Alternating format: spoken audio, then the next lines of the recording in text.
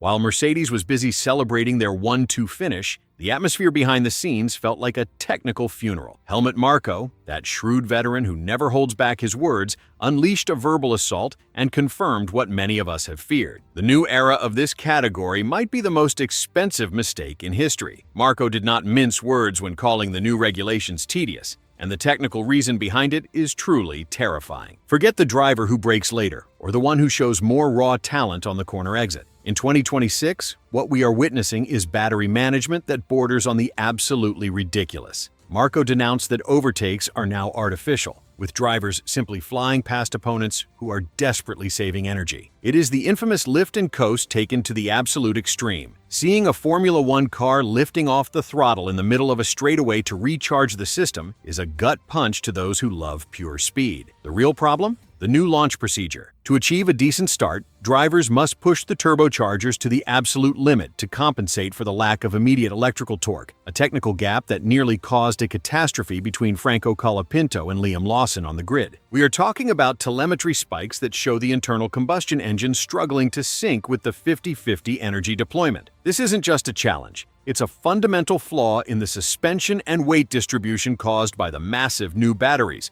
which now weigh hundreds of pounds and ruin the chassis balance. The final bombshell came with the announcement from Max. He is going to race the 24 hours of Nürburgring in a Mercedes car. Even while still wearing the Red Bull colors, the irony is massive, and the message to the board is loud and clear. Max is testing the waters of the competition. He has already warned everyone that he can only take so much of this technical nonsense, and the threat of him abandoning the circus has never been more real. Marko was surgical in his assessment. This is not overtaking in the classic sense. The fans want to see wheel-to-wheel combat, not a software battle. The Mercedes celebration in Melbourne, featuring that dominant 1-2 finish by George Russell and Kimi Antonelli, looked beautiful on the podium. But what is unfolding right now within the offices of the Fédération Internationale de l'Automobile is a much dirtier and quieter game. If you thought the dominance of the hybrid era was difficult to stomach, you better brace yourselves for what is coming next. Mercedes has already discovered the ultimate technical loophole for the 2026 regulations,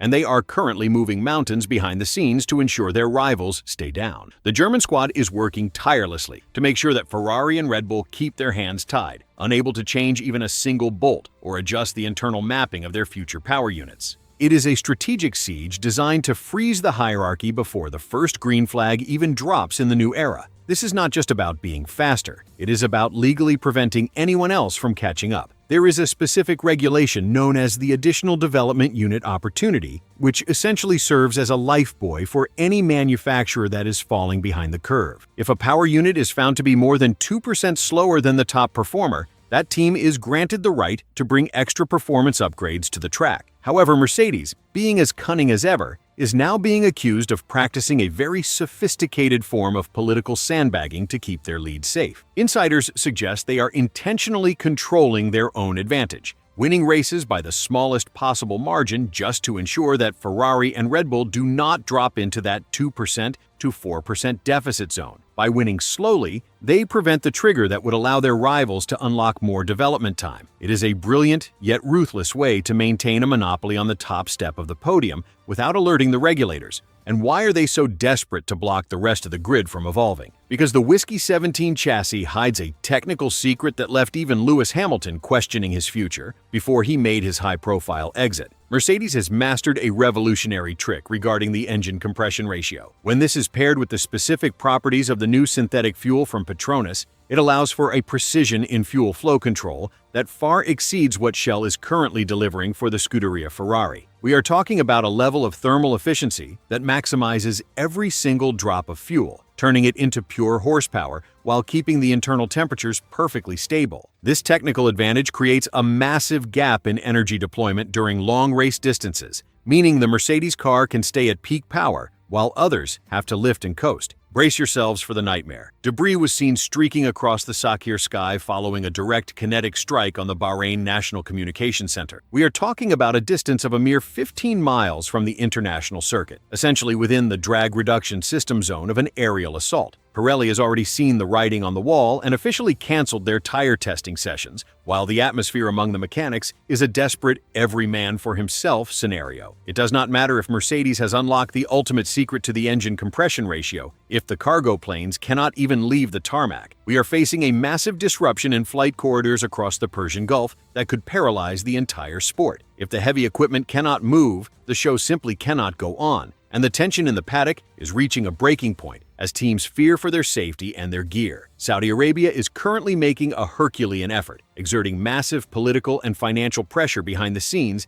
to keep the Jeddah Corniche circuit on the calendar. However, the harsh reality is that these two opening Grand Prix events are like Siamese twins. If one falls, the other will inevitably go down like a domino. The logistical burden of the 2026 season is significantly heavier due to the massive weight of the new battery packs and highly sensitive electrical systems. These components, which weigh hundreds of pounds and are extremely sensitive to environmental changes and transport vibrations, require stable corridors that currently do not exist. Negotiators are working around the clock, but the risk of losing the entire start of the season is real. We are looking at a logistical nightmare where the deployment of energy systems is the least of the team's worries compared to actually getting the cars to the grid. If these races are scratched from the map, there will be no immediate substitutes available on the schedule. This means the grid would face nearly a full month of forced vacation right at the start of the championship. For Scuderia Ferrari and Red Bull Racing, this could actually be a stroke of divine salvation. It would grant them 4 extra weeks of emergency development to try and break the technical blockade established by Mercedes that I recently warned you about. While the engineers in Maranello and Milton Keynes would be working double shifts to fix their suspension geometry and battery cooling issues, Mercedes would be left frustrated, unable to capitalize on their early performance advantage. The political games are intensifying as some teams push for the cancellations, while others demand the race go on at any cost. The absolute star of this technical uprising is the notorious MACARENA rear wing. Frederic Vasseur, sporting that classic smirk of someone holding a winning hand, has confirmed that Scuderia Ferrari is bringing 3 entirely different specifications of this bizarre component to China. But what exactly makes this piece of engineering so lethal? Essentially, the main plane of the wing rotates on its own internal axis,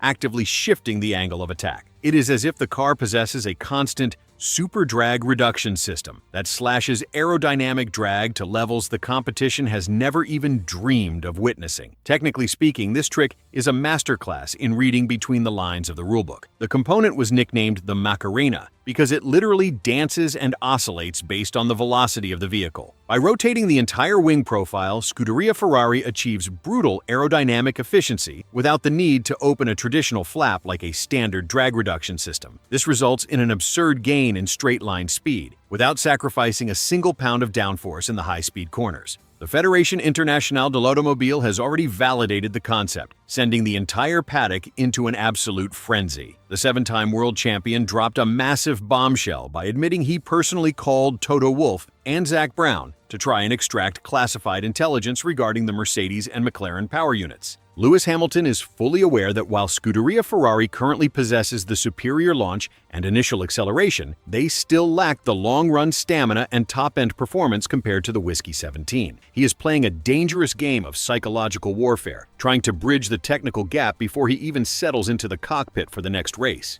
The risk associated with this tactical masterstroke is incredibly high, especially since China marks the first sprint weekend of the season. This means Scuderia Ferrari will have a mere 60 minutes of free practice to calibrate and fine-tune this revolutionary wing before heading straight into qualifying. If the data correlates, Hamilton and Charles Leclerc could absolutely steamroll Mercedes on the massive Shanghai straightaway, which stretches for nearly a mile. However, if the mechanical synchronization fails, Maranello will have shot itself in the foot in front of billions of global spectators. Hamilton has already issued a stern warning. He is asking himself some very uncomfortable questions and refuses to fall 86 points behind ever again. Do you truly believe that the Macarena wing is the ultimate solution to topple the mighty Mercedes engine? Or is this just another technical delusion from the Italian side? I want to see your takes down in the comments. Is this genius or desperation? Make sure to subscribe to the channel to follow every single detail of this escalating engineering war.